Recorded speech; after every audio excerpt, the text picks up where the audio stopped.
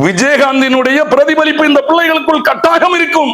இருட்டறையிலே இருந்து வேட்டி கொண்டு குடிக்கின்ற ஈன இரக்கம் இல்லாத விஜயகாந்த் அவருடைய ஆன்மா உங்களை மன்னிக்குமா? நேர்மையானவர்கள் வளைய மாட்டார்கள். காமராஜருக்கு பின் இறைவன் என்ற ஒரு வரப்பிரசாதம். இந்த தலைவன் வரவில்லை. 3 முதலமைச்சர்கள் தமிழகத்தில் இருந்தாரே. உங்கள் பிள்ளைகளுக்கு கோடி கோடியாக சம்பாதித்து வைக்க விஜயகாந்த் அவர்கள். RSA மீடியாவினுடைய ஒரு சில கருத்து கணிப்புகளை நான் பார்த்தேன். உங்களுக்கு நன்றி உணர்வு சிறிது இருந்தால் உங்கள் பிள்ளைகளுடைய வாழ்க்கை நல்லதாக அமைய வேண்டும் என்று சொல்லி இருந்தால் விருதுநகர் சென்றிருக்க வேண்டாமா? உங்களுடைய பிள்ளைகளை, ஒரு பிள்ளைகளை நாட்டிற்கும், ஒரு பிள்ளை என்னை உருவாக்கிய நடிகர் சங்கத்திற்கு நான் விட்டு செல்கிறேன். பணம் என்னடா பணம்? இந்த நாட்டு மக்கள் என்னுடைய பிள்ளைகளையும் என்னுடைய மனைவியையும் பாதுகாத்துக் கொண்டு பொது மேடைகளில் பேட்டி கொடுப்பது என்ன தகுதி இருக்கிற? எந்த மனசாட்சியோடு பேசுகிறீர்கள்? இனிமேல் இந்த தமிழகத்தில் நீ இருந்த அந்த நாற்காலியில், அந்த இடத்தில் நான் இருக்க போவதில்லை என்று சொன்னார். RSA பிளாஷ் மீடியா நேயர்கள் அனைவருக்கும் வணக்கம். இன்னைக்கு நம்ம கூட காங்கிரசினுடைய முன்னாள் மாநில பேச்சாளர் திரு ஜான் லாரன்ஸ் அவர்கள் நம்ம கூட இணைந்திருக்காங்க. அவங்க கட்சிக்கு அப்பாற்பட்டு கேப்டனுடைய தொண்டுள்ளத்தால் கவரப்பட்டு நிறைய விஷயங்கள் நம்ம கூட பகிர்ந்து கொள்ள வந்திருக்காங்க. நாங்கள் அவரிடம் கேட்கக்கூடிய கொஸ்டின் என்னன்னு பார்த்தீங்கன்னா, கேப்டன் விஜயகாந்த் சார் அவர்களுடைய அரசியல் பிரவேசங்கள் பற்றியும், தென்னிந்திய திரைப்படத்துறையில் கேப்டன் விஜயகாந்த் சார் அவர்களுடைய பங்களிப்பும், அதே வேளையில் கேப்டன் விஜயகாந்த் சாரால் பயனடைந்த நடிகர் நடிகைகள் விஜயகாந்த் சார் குடும்பத்திற்கு விசுவாசமாக இருந்திருக்காங்களா அப்படிங்கிற ஒரு கேள்வியும் நாங்கள் அவர்கிட்ட கேட்க போகிறோம். வாங்க நேரடியாக கேட்டு தெரிஞ்சுக்கலாம். சார் வணக்கம். சார், காங்கிரஸோட முன்னாள் மாநில பேச்சாளராக இருந்திருக்கீங்க. இப்போ அது அந்த அளவு காங்கிரஸில் ஈடுபாடு உண்டா? அதே நேரத்தில் உங்களுக்கு கேப்டன் விஜயகாந்த் சாரை எதனால பிடிக்கும்? சார், நீங்க நல்ல கேள்வியை கேட்டிருக்கீங்க என்கிட்ட. நான் காங்கிரஸ் கட்சியில சின்ன வயசுலேயே இருந்தவன். இப்பொழுதும் காங்கிரஸ் கட்சியின் உள்ள முறையில நான் இதுவரை எந்த கட்சிக்குள்ளாலும் போகாம, கட்சி மாறாம, சின்ன வயசுல இருந்தே இந்த வரை காங்கிரஸ் கட்சியில தான் இருந்துட்டு இருக்கேன். இந்த அரசியலுக்கு தாண்டி இந்த காமராஜருக்கு பின்னால் இந்த தமிழகத்தை ஆண்டவர்கள், அரசியல் தொடங்கியவர்கள், கட்சி தொடங்கியவர்கள் செயல்பாடுகளை பார்க்கும் பொழுது நான் காமராஜருக்கு பிறகு அதிபயங்கரமாக நேசிக்கின்ற, அதிபயங்கரமாக எனக்கு பிடித்த ஒரு மாபெரும் மனிதர் விஜயகாந்த், கேப்டன் விஜயகாந்த் அவர்கள். அவருடைய இழப்பு இன்று தமிழக மக்களுக்கு மட்டும் இல்லை, இந்த உலகத்துக்கே ஒரு பேரிழப்புன்னு சொல்லுவேன். இந்த நேரத்தில் அவரை பற்றி பேசுவதற்கு, இந்த மீடியா முன்னால சொல்வதற்கு ஒரு வாய்ப்பை RSA பிளாஷ் மீடியா தந்த உங்கள் அனைவருக்கும் என்னுடைய மனமார்ந்த வணக்கங்கள். கேப்டன் விஜயகாந்த் அவர்களை எதற்கு பிடிக்கும் என்று சொன்னால், அவர் அரசியலில் வருவதற்கு முன்னால், அவர் நடிகர் ஆவதற்கு முன்னால் தொண்டு உள்ளம் படைத்தவர். இயற்கையிலேயே அவர் ஒரு தொண்டு உள்ளம் படைத்தவர். அதனால் நான் அவரை நேசித்தேன். தொண்டுள்ளம் எப்படி படைத்தவர் என்று சொன்னால், அவர் அரிசி ஆலையிலே தன்னுடைய தந்தையினிடத்தில் வேலை செய்து கொண்டிருக்கின்ற பொழுது தந்தையானவர் ஒரு செயினை செய்து கொடுக்கிறார் கழுத்தில் போடுவதற்கு. அந்த செயின் கழுத்தில் கிடைக்கின்ற பொழுது அவருடைய நண்பர் ஒருவர் ஏதோ ஒரு சூழ்நிலையின் காரணமாக நெருக்கடியில் தத்தளிக்கிறார், கஷ்டத்தில் தத்தளிக்கிறார். விஜயகாந்த் அதை பார்த்து, கேப்டன் அவர்கள் பார்த்து, அந்த நேரத்திலும் இரக்க குணம் படைத்து உதவி செய்யக்கூடிய அடிப்படை உள்ளம் என்ற ஒன்று அவரிடம் இருந்த காரணத்தினால அந்த செயினை கலற்றி அவருக்கு உதவி செய்கிறார். தந்தை வீட்டில் வரும் பொழுது செயின் எங்கே என்று கேட்கிறார். என்ன சாதாரணமாக நாம் சொல்லுகின்ற பதிலை தான் சொல்லி இருப்பார். அந்த நேரத்தில் அதை ஒரு வைராக்கியமாக எடுத்துக்கொண்டு உழைக்கிறார். தான் உழைத்து வருமானத்தை வாங்கி, அந்த வருமானத்தில் ஒரு அதே அளவு ஒரு செயினை வாங்கி, நன்றாக யோசிக்க வேண்டும். சிறு வயதிலே இப்படிப்பட்ட இன்று உள்ள தொண்டு உள்ளம் அல்ல, அரசியலில் வந்த பிறகு மக்களை கவர வேண்டும் என்பதற்காக அவர் தொண்டு செய்யவில்லை, ஏழைகளுக்கு உதவி செய்யவில்லை. அந்த நேரத்தை ஒரு செயினை வாங்கி தந்தையிடம் கொடுத்து விட்டு உறுதி கொள்கிறார், இனி என்றைக்கு நான் சுயமாக உழைத்து கழுத்தில் செயின் போடுகிறேனோ அந்த செயினை தான் நான் போடுவேன் என்ற ஒரு எண்ணத்தோடு செயல்பட்டவர். ஆக அடிப்படை ஒரு மனிதனுடைய இயற்கை குணம் இடையில் வந்ததல்ல, அடிப்படையிலேயே இந்த குணம் இருந்த காரணத்தினால் அவர் எனக்கு ரொம்ப பிடிக்கும். அதோடு ஏன் பிடிக்கிறது என்று சொன்னால், அவர் தன்னை மறந்து ஏழைகளுக்கு உதவி செய்யக்கூடியவர், தன்னுடைய வருமானத்தில் உதவி செய்யக்கூடியவர், தன்னுடைய உழைப்பில் உதவி செய்யக்கூடியவர். அவர் நடிகரான பின்னால் அந்த பிம்பங்களை திரைப்படங்களிலே வெளிப்படுத்தினார். வெளிப்படுத்தி விட்டு அதை அவர் அப்படி விட்டுவிடவில்லை. எதை வெளிப்படுத்தினாரோ, எதை பேசினாரோ, அந்த பேச்சை ஏழைகளுக்கு தொண்டு செய்யக்கூடிய நிலையிலே தன்னை அர்ப்பணித்து வாழ்ந்து கொண்டிருந்தார். அதனால் எனக்கு கேப்டன் விஜயகாந்த் அவர்களை என்னுடைய காமராஜருக்கு பின் அடுத்த ஒரு தலைவனாக, தொண்டுள்ளம் படைத்தவனாக, அரசியலில் காமராஜரை பின்பற்றி வாழ்ந்ததினாலும், தொண்டுள்ளத்தில் அன்னை தெரசாவை அடிப்படையாக கொண்டு தொண்டுள்ளம் செய்ததாலும் அவர் எனக்கு பிடிக்கும்.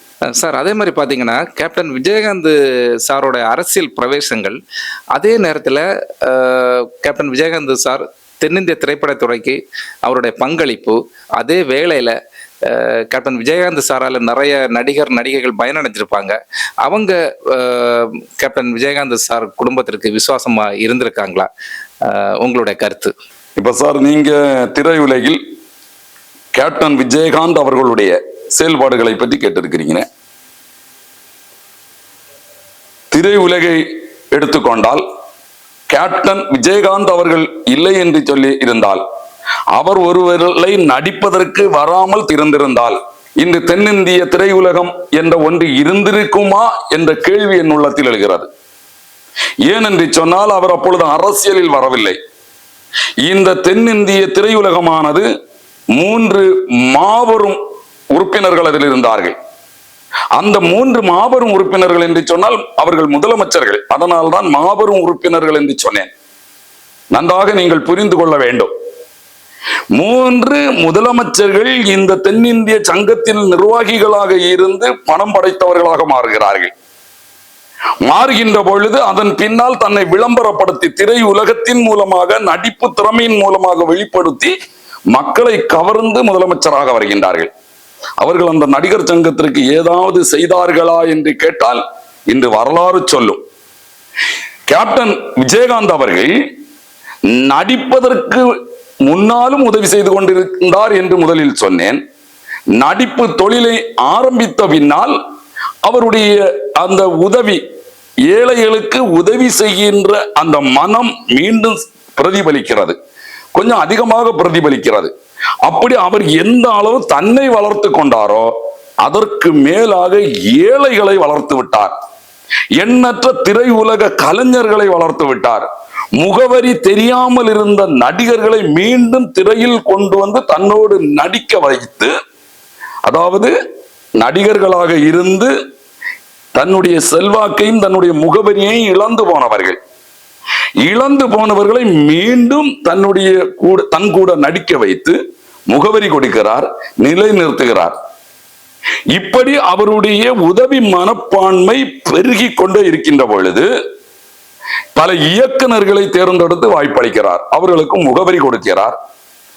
பல நடன கலைஞர்களை ஊக்குவித்து உள்ளால் கொண்டு வருகிறார். பல நடனம், இந்த பெரிய அளவில் நடன மாஸ்டர் என்று விளம்பரப்படுத்தி கொண்டிருக்கின்ற மாஸ்டர்களுக்கு முக்கியத்துவம் கொடுத்து உள்ளே வருகின்றார். நடிகர் சங்க தலைவராக தேர்ந்தெடுக்கப்படுகிறார். நடிகர் சங்க தலைவர் ஆனவுடன் வரலாறை புரட்டி பார்க்கின்றார். அதாவது நடிகர் சங்கத்தினுடைய நிதி நெருக்கடி, நிதி எப்படி இருக்கிறது, யாரும் யோசிக்கவில்லை. நாங்கள் நாட்டிற்கு அது செய்தோம், இது செய்தோம், முதலமைச்சர் ஆனோம். அந்த சங்கத்தை நடத்த தெரியாத, அந்த சங்கத்தை எப்படி காப்பாற்ற வேண்டும் என்ற ஒரு உணர்வில்லாமல் இந்த முதலமைச்சர்கள் தன்னுடைய சுயநலத்திற்காக ஆட்சியை பிடித்தார்கள். பின்னால் சொல்லுகிறேன். ஒரு பொறுப்பு ஒப்படைக்கப்படுகிறது. அவர் அரசியல் தொடங்கவில்லை. நான் தொண்டுள்ளத்திற்கு சான்றாகத்தான் கேப்டன் விஜயகாந்த் அவர்களை, ஒரு சங்கத்தினுடைய பொறுப்பு அவர் மேல் சுமத்தப்படுகிறது. அது இந்த கடனை அடைப்பதற்கு, அப்பொழுது சங்கம் இருக்கிறதா என்று கூட மக்களுக்கு தெரியாத அளவு இனி ஒருவனுடைய கையில் அந்த சங்க கட்டிடமும் இருக்கின்ற இடமும் அடைமானம், அவர்கள் அடைமானம் வைத்திருக்கிறார்கள். முதலில் இருந்தவர்கள், இந்த 3 முதலமைச்சர்கள் இருந்த அந்த சங்கம், அந்த சங்க கட்டிடம் அடைமானம் இருக்கின்ற பொழுது இவர்களை காப்பாற்ற முடியாமல் தத்தளித்து கடனில் இருக்கின்ற பொழுது கேப்டன் பார்க்கிறார் விஜயகாந்த் அவர்கள். அந்த உணர்வை பாருங்கள். என்னிடம் ஒரு பொறுப்பு கொடுக்கப்பட்டிருக்கிறது. இந்த நடிகர் சங்க தமிழக திரையுலகில் இருக்கின்ற அத்தனை நடிகர்களை நான் கேட்கிறேன், உனக்கு என்னையா தகுதி இருக்கிறது? என்னுடைய கேப்டன் வந்த உடனடியாக எல்லா நடிகர்களோடும் பேசி எல்லா நடிகர்களையும் ஒன்றிணைக்கிறார். நம்முடைய வீடை காப்பாற்ற வேண்டும். அதாவது நடிகர் சங்க கட்டிடம் என்பது எல்லோருடைய வீடு, நாம் எல்லோருடைய ஆலயம். அதுதான் இந்த வீடாகிய ஆலயத்தை நாம் முதலில் என்ன செய்ய வேண்டும்? எல்லோருடன் யோசனை கேட்டு ஒன்றிணைத்து வெளிநாடுகளிலே போய் கலை நிகழ்ச்சி நடத்தி அடைமானத்தில் இருந்து திருப்பி தன சங்கத்துக்கு என்று ஆக்குகின்றார். கடன்கள் எல்லாம் அடைத்து விட்டது, பத்திரங்கள் எல்லாம் திரும்ப வாங்கி சங்கம் நடிகர் சங்கத்துக்கு என்று திரும்ப வந்து விட்டது. பல கோடி ரூபாயும் நிதியை வைக்கின்றார், இருப்பாக வைக்கின்றார். இந்த நடிகர்கள் எல்லாம் எங்கே போனார்கள்? இந்த கலை நிகழ்ச்சிக்கு கேப்டன் அவர்கள் அழைத்து சென்ற பொழுது சிலர் பேட்டி கொடுக்கிறார்கள். எங்களுடைய வீட்டை, அதாவது நடிகர் சங்கம் என்ற இந்த கட்டிடத்தை கேப்டன் விஜயகாந்த் அவர்களால் தான் மீட்க முடியும் என்று இன்று பேட்டி கொடுக்கிறார்கள். இது எல்லோருக்கும் தெரிந்த உண்மை. அதாவது வெளிநாடுகளுக்கு கலை நிகழ்ச்சிக்கு போகும் பொழுது இதில் உள்ள ஒரு சில நடிகைகள் பேசுகிறார்கள். பல கோடிகளை சம்பாதித்த நடிகைகள் இன்று நடன இயக்குநர்களாக இருக்கிறார்கள், நடன மாஸ்டர் என்று தன்னை அறிமுகப்படுத்துகிறார்கள், நடன புயல்கள் என்று அறிமுகப்படுத்துகிறார்கள், நாங்கள் இயக்குநர்களாக மேலே இருக்கிறோம் என்று அறிமுகப்படுத்த இவர்கள் எல்லாம் இன்று பேட்டி கொடுக்கிறார்கள். வேதனையாக இருக்கின்றது. திராணி இல்லாத, கழிவில்லாத, மனசாட்சி இல்லாத இந்த நடிகர்கள். நீங்கள் என்ன பேட்டி கொடுக்கிறீர்கள்? நாங்கள் கலை நிகழ்ச்சிகளுக்கு சென்ற பொழுது எங்களுக்கு முதலில் பாதுகாப்பை தந்தார், ஒரு அண்ணனாக நாங்கள் கேப்டனை பார்க்கிறோம் என்று பேட்டி கொடுக்கிறீர்கள். நல்லதுதான், நான் இல்லை என்று சொல்லவில்லை.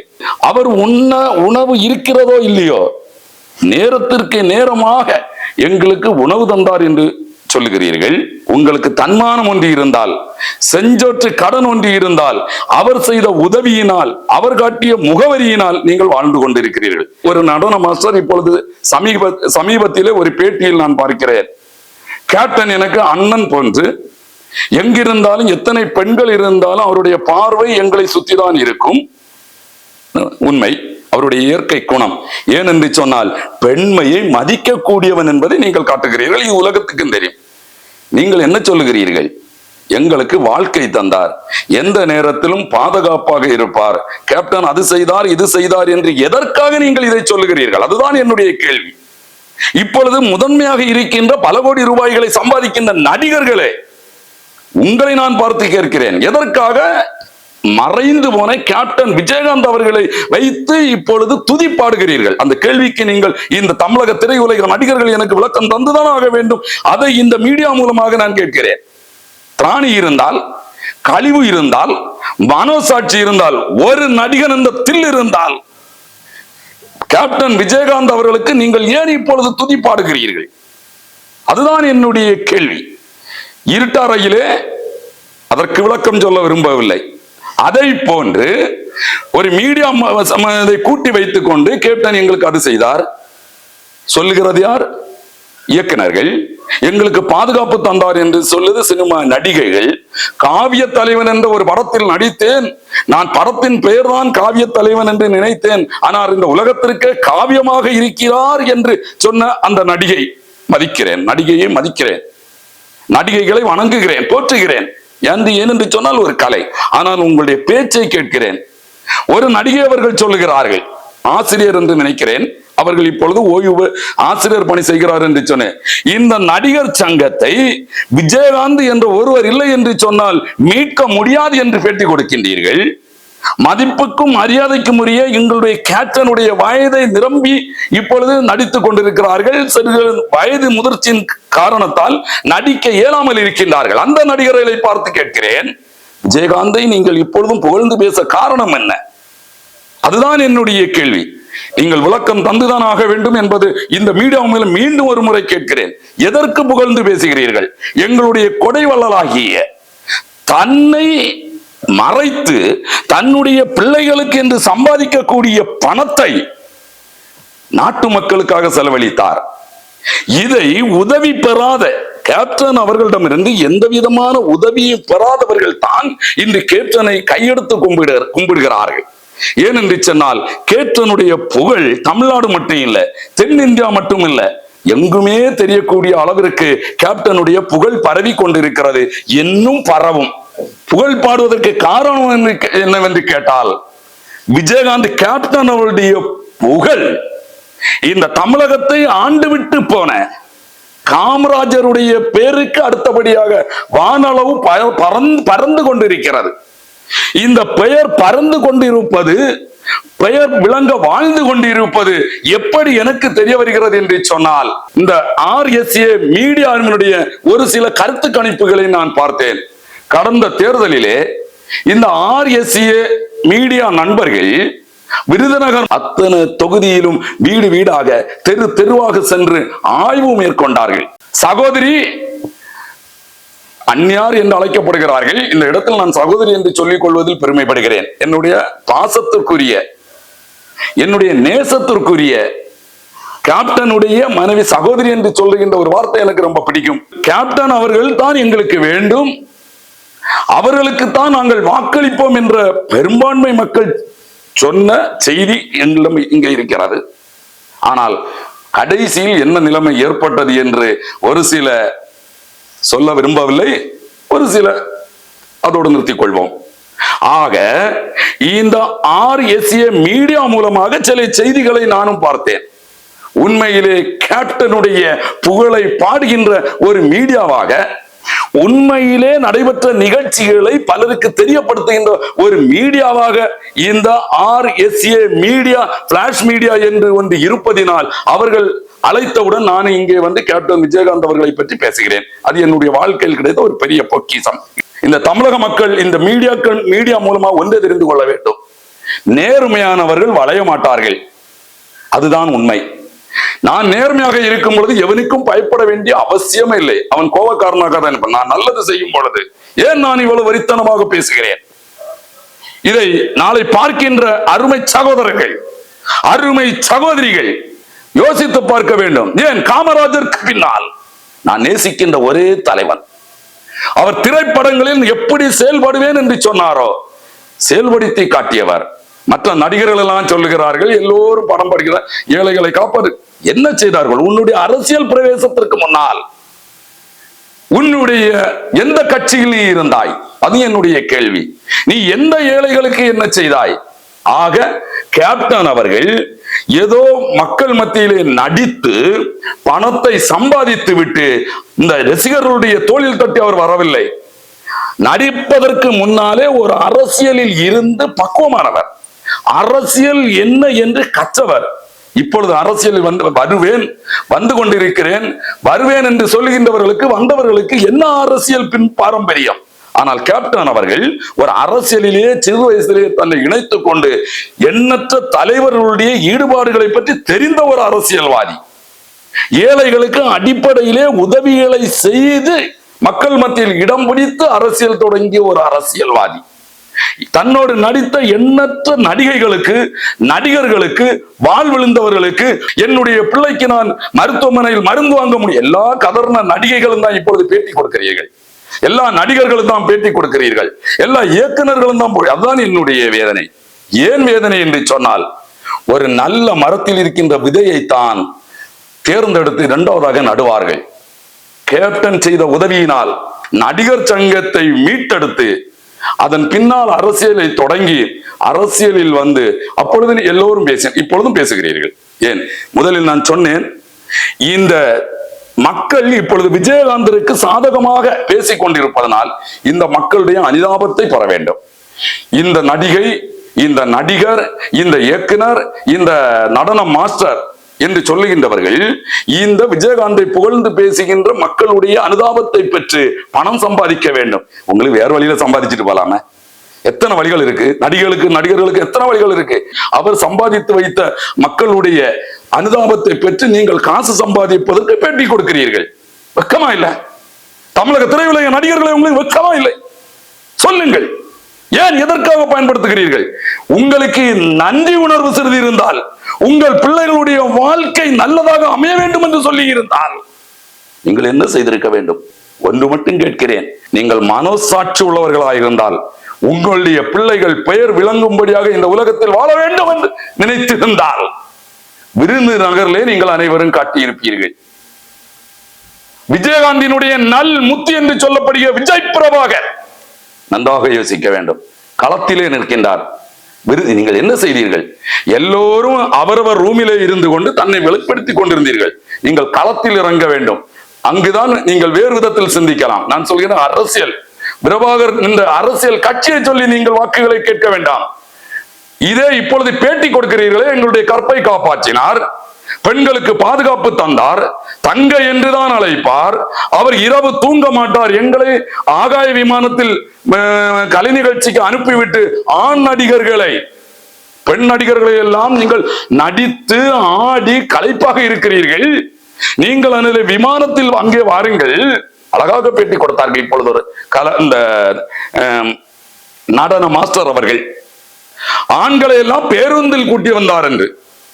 ஈன இரக்கம் இருக்கிறதா உங்களுக்கு? ஒரு சோற்று தின்ன இரக்கம் இருந்தால் நினைத்து பார்க்க வேண்டும். விஜயகாந்த் என்பவர்கள் இவ்வளவு உதவி செய்திருக்கின்ற ஒரு நல்ல மனிதர், மாமனிதர் என்று நினைக்கின்ற பொழுது அவருடைய விதை ஆகிய விஜய் பிரபாகர் முளையிலே இருக்கிறார்கள். உங்கள் பிள்ளைகளுக்கு கோடி கோடியாக சம்பாதித்து வைக்க விஜயகாந்த் அவர்கள் முகவரி தந்தாரே, அந்த செஞ்சோற்று கடனுக்காக, அந்த உதவிக்காக கேப்டன் அவர்களுக்கு நம் ஏதாவது செய்தாக வேண்டும். கேப்டன் நம்மை விட்டு சென்று விட்டார். அதனால் நம்முடைய பிள்ளைகள் இன்று உயர்ந்த இடத்தில் வாழ்வதற்கு காரணமாக இருக்கின்ற காரணத்தினால் விஜயகாந்தினுடைய பிள்ளையும் அந்த விதையும் நல்ல விதைதான், அவருக்கு ஒரு தடவை உதவி செய்வோம் என்று நீங்க விருதுநகர் சென்றிருக்க வேண்டாமா? நான் அரசியலை சொல்லி வாக்குகளை கேட்க சொல்லவில்லை. மேடை மேடையாக என்ன சொல்லி இருக்க வேண்டும்? எங்கள் அனைவருக்கும் வாழ்க்கை தந்தவர், எங்கள் அனைவருக்கும் முகவரி தந்தவர், எங்களை இயக்குனராக அறிமுகப்படுத்தியவர், எங்களுக்கு என்று பெண்மையை மதித்து எங்களை காப்பாற்றியவர், எங்களை ஆகாய விமானத்திலே பறக்க வைத்தவர், நடிகர் சங்கத்திற்கு எல்லோருக்கும் உணவு தந்தவர். யோசித்து பார்க்க வேண்டாமா? நீங்கள் யோசிக்க வேண்டாமா? அவர் நடிகர் தொடங்குவதற்கு முன்னாலே உணவளிக்க தொடங்கினார். விஜயகாந்த் அவர்களுடைய மண்டபத்திற்கு சென்று உணவருந்தி விட்டு தெருவோரங்களில் படுத்த நாட்கள் கூட உண்டு. ஆனால் இந்த திரையுலகத்தில் நாங்கள் இன்று பெரிய மனிதர்களாக இருக்கின்றோம் என்று இருட்டறையிலே இருந்து வேட்டி கொண்டு குடிக்கின்ற ஈன இரக்கம் இல்லாதவர்கள் நடிகர்களே, விருந்தினருக்கு நீங்கள் சென்றிருக்க வேண்டாமா? இவர் விஜயகாந்த் எங்களுக்கு இப்படி எல்லாம் செய்தார். விஜயகாந்தனுடைய நல் முத்து களத்திலே நிற்கின்றது. விஜயகாந்தை போன்று நல்ல காரியங்களை செய்ய அவருக்கு ஒரு ஆக்கமும் ஊக்கமும் கொடுங்கள் நீங்கள் என்று பேசி இருக்க வேண்டாமா? எங்கே போனீர்கள்? விஜயகாந்த் அவருடைய ஆன்மா உங்களை மன்னிக்குமா? உங்கள் பிள்ளைகளுக்கு செய்தாரே, நீங்கள் இன்னும் பல கோடிகளுக்கு வீடு போட்டு உயர்ந்த இடத்தில் இருப்பதற்கு அவர் வழிகாட்டினாரே, பேர் பெற்ற நடிகையாக பேர் விளங்கும்படியான நடிகராக உங்களை வலம் வந்து கொண்டு வர செய்தாரே, அவருடைய பிள்ளைக்கு நீங்கள் என்ன வண்டி வழிகாட்டினீர்கள்? ஆக திரை உலகிற்கு என்று ஒரு முத்தை தந்துவிட்டு சென்றிருக்கிறார். உங்களை நம்பி உங்கள் பிள்ளைகளுக்கு நீங்கள் சம்பாதித்து வைத்திருப்பது போல விஜயகாந்த் அவர்கள் சம்பாதித்து வைக்கவில்லை. ஒரு மீட்டிங்ல அவர் பேசுவார், என்னடா பணம், என்னடா பணம் சம்பாதிச்சு எதடா கொண்டு போறோம், எனக்கு 2 பிள்ளைகள் இருக்கின்றன, இந்த 2 பிள்ளைகளும் எனக்கு பின்னால் இந்த ஏழைகளுக்கு செய்வார்கள் என்றுதான் அவர் ஒரு மேடையில் பேசி இருக்கிறார். பிராணி இருக்கிறதா உங்கள் பிள்ளைகளை பேச சொல்வதற்கு? உங்களை எந்த ஆண்டவன்டா மன்னிப்பான்? ஒரு நடிகன் சொல்லு பார்ப்போம். ஆக சண்முகன் பாண்டியன் என்ற ஒரு நல்விதையை திரையுலகத்திற்கு தந்திருக்கிறார். விஜய் பிரபாகர் என்ற ஒன்றை நாட்டிற்கு தந்திருக்கிறார். ஏன் திரையுலகத்திற்கு அவர் தந்திருக்கிறார் என்று சொன்னால், அவர் திரையுலகத்தில் வந்து நடித்து எண்ணற்ற நலிவுற்ற கலைஞர்களையும் அந்த துறையில் இருக்கின்றவரும் வாழ்வழிக்க சண்முக பாண்டியன் என்ற ஒரு வித்தையும் இந்த அரசியலிலே கலந்து ஏழைகளுக்கு நீ உதவி செய்து இந்த நாட்டை காப்பாற்று என்பதற்காகத்தான் விஜய் பிரபாகரையும் விட்டு சென்று விட்டார்.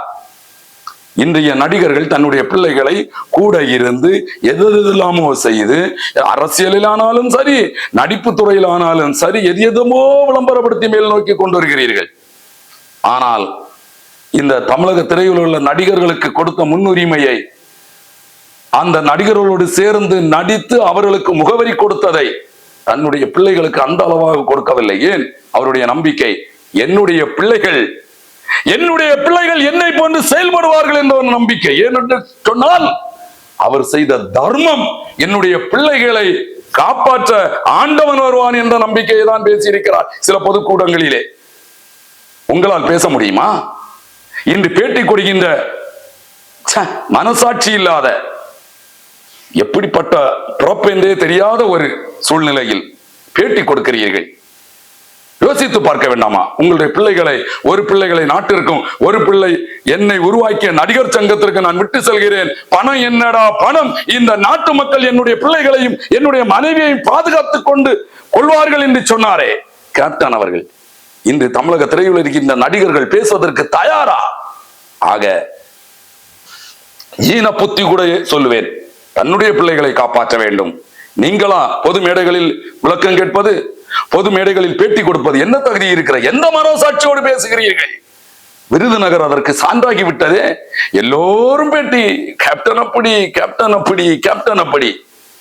தந்தை சம்பாதித்த சொத்திலே இன்று தந்தைக்கு நினைவிடம் வைத்து உலக நாட்டு மக்கள் எல்லாம் போய் பார்க்கக்கூடிய அளவிலே சிம்மாசன நினைவின்னம் செய்து வைத்து மக்கள் போய் வணங்கும்படியாக செய்து கொண்டிருக்கின்ற 2 பிள்ளைகளை நினைத்து பார்க்க வேண்டாமா?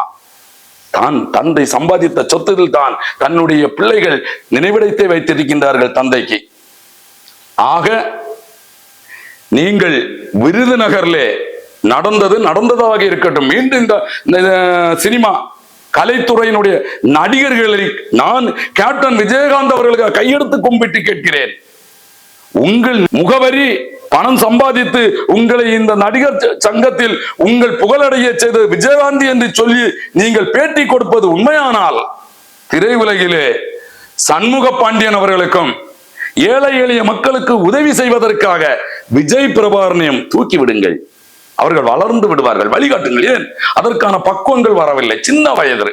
தந்தையினுடைய மனசாட்சி, தந்தையினுடைய நல்ல எண்ணம், தந்தையினுடைய நல்ல குணம் அந்த பிள்ளைகளிடத்தில் இருக்கும் என்பது இந்த உலகத்தில் அதான் நான் சொன்னேன். நீங்கள் நல்ல காரியங்களை செய்தால் உங்களுடைய பிள்ளைகள் பெயர் விளங்கும்படியாக வாழும். அதைதான் கேப்டன் அவர்களும் மேடை மேடையாக சொன்னார்கள். நான் ஏழைகளுக்கு செய்திருக்கின்றேன், என்னுடைய பிள்ளைகளுக்கு நல்லது செய்த ஆண்டவன் ஆள் அனுப்புவான். எவ்வளவு நம்பிக்கை பத்தியலாம். நீங்க ஒரு நடிகர் சொல்லுங்க, நான் உங்க காலில் தொட்டு கும்பிடுறேன். நான் ஏழைகளுக்கு செய்திருக்கிறேன், அந்த தர்மம் என்னுடைய பிள்ளைகளை காப்பாத்துன்னு ஒரு நடிகர் இந்த தமிழகத்தில் ஒரு நடிகர் பேசுங்கய்யா, ஒரு நடிகர் பேசையா. எல்லாரும் பிள்ளை பிள்ளை பிள்ளைன்னு நடிக்கிறீங்களே, இந்த சத்தியம் உங்கள்கிட்ட வரணும். அது இந்த நாட்டிலே, இந்த உலகத்திலே இந்த ஒரு முத்தாகிய ஒரு மனித அவதாரம், காமராஜருடைய பிம்பம். ஏனென்று சொன்னால் காமராஜருடைய ஒவ்வொரு செயல்பாடுகளையும் இன்று மேடை மேடையாக முழங்கிக் கொண்டிருக்கின்ற அந்த வாய்க்கு அவருடைய பிம்பத்தை பின்பற்றி நின்ற, நன்றாக புரிந்து கொள்ள வேண்டும் என்னுடைய சொத்தின் ஆழத்தை. தன்னுடைய வாழ்க்கையை ஏழைகளுக்கு என்று அர்ப்பணித்து வாழ்ந்த காமராஜருடைய பிம்பமாகிய அரசியல். ஈனப்பிரவிகள் எல்லாம் நாங்கள் வாழும் காமராஜர், குட்டி காமராஜர். ஏன் உங்க கட்சி தலைவர்களை சொல்ல வேண்டியதானே வாழும் காமராஜர், குட்டி காமராஜர்னு?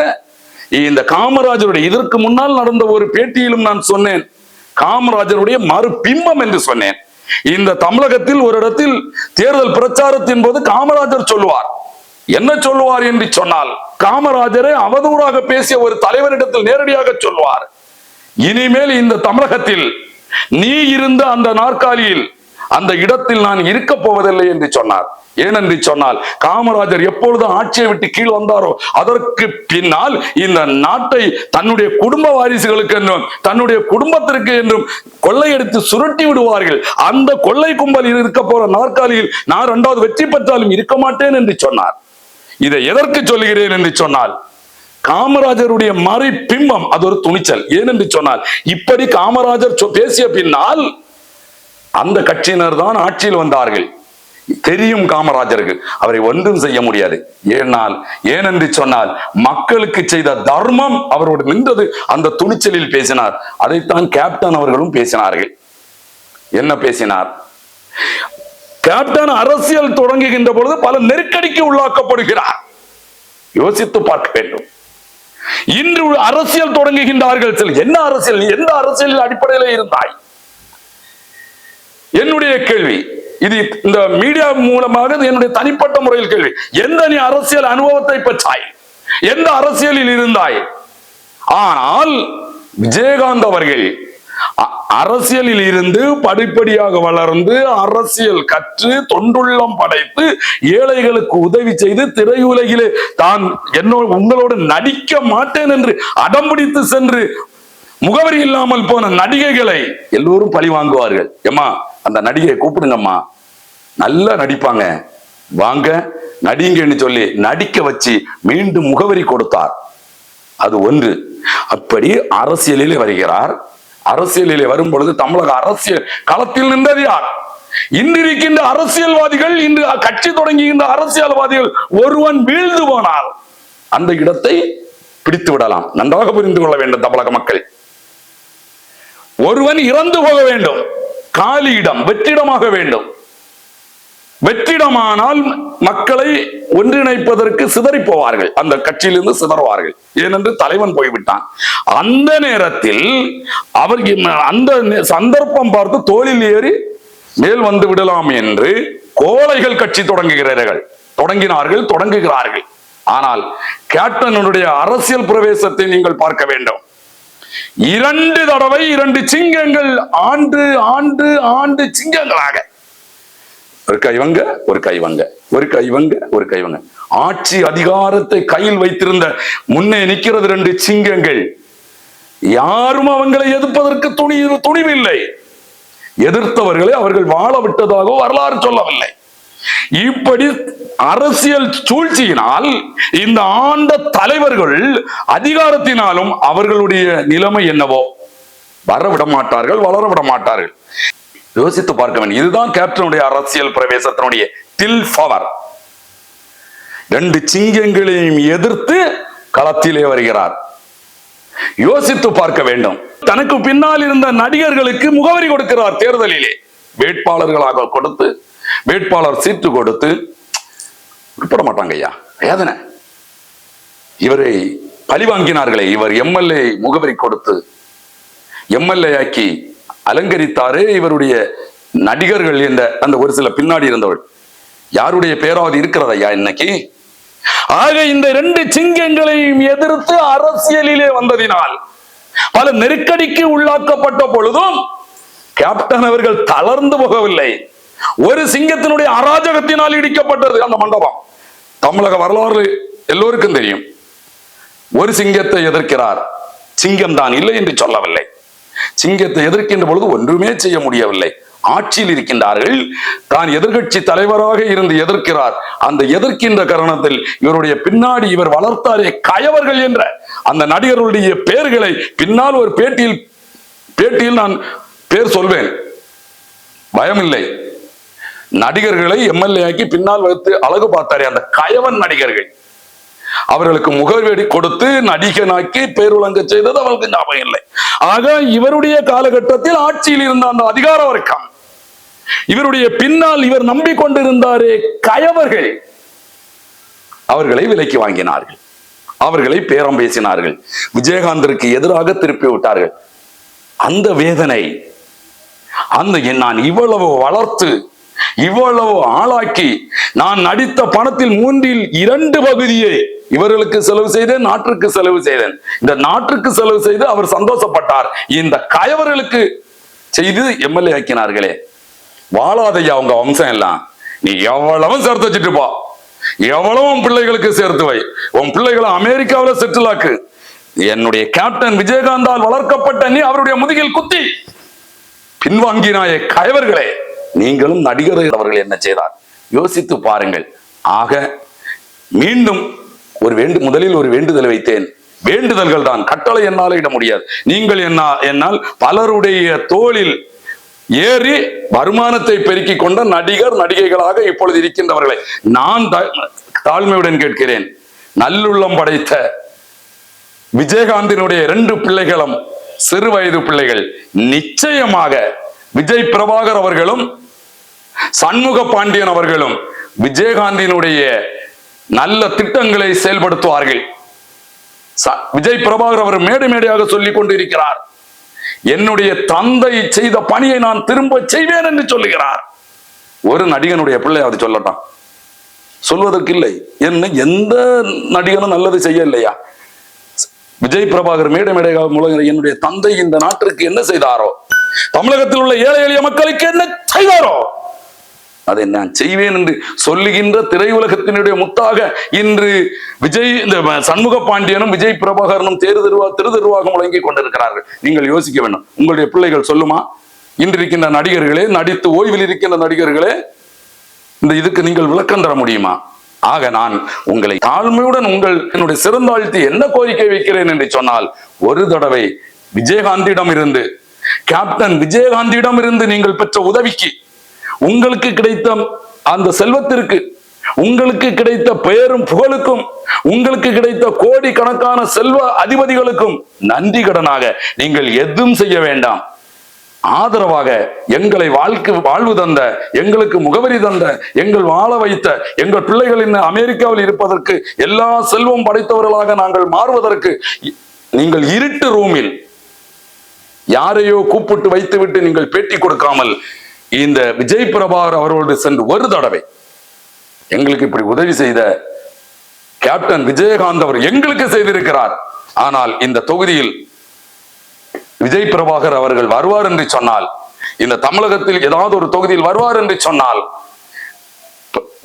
கேப்டன் விஜயகாந்தனுடைய நல் மனது இந்த விஜய் பிரபாகருக்கு இருக்கும் என்று வாக்கு கேட்க வேண்டாம், யோசியுங்கள்.